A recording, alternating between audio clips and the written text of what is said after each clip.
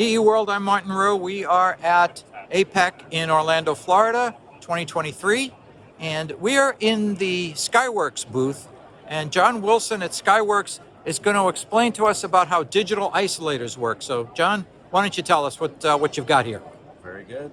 And I am a senior product line manager with Skyworks.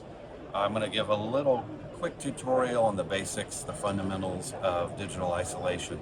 So what we see in our diagram on the display on the top is an isolation barrier, which is the fundamental component of a digital isolator.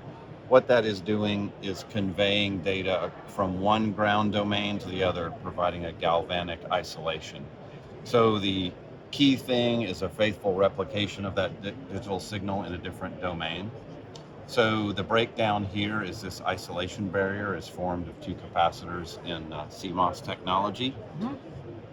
The 1 or the 0 is presented at the input, and then there is a on-off keying, which is a radio frequency signal transmitted across those two capacitors.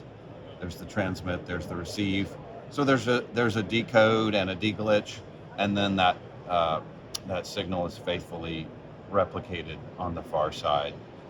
Key metrics that we care about is how robust that isolation barrier is. You can see this is rated to 6 kilovolts RMS. It is also has a working voltage associated with it, and it's got to be able to withstand these two grounds on either side being jerked around. There's a key metric called common mode transient immunity. And what we're doing, Martin, in our latest generation, because we've been producing digital isolators for 12 to 13 years in industrial and automotive applications. So in April, we'll go into mass production on the latest generation of the products. We call our 86S family.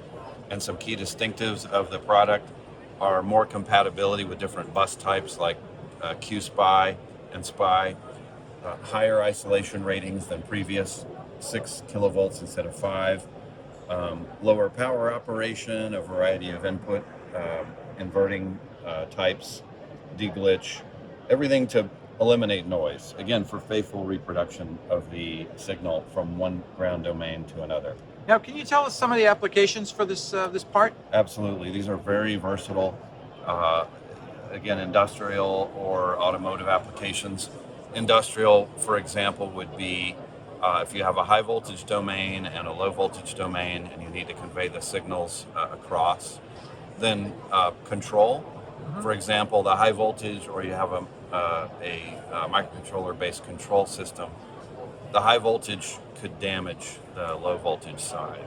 So the isolation barrier is necessary to separate those ground domains and then convey control signals across the barrier.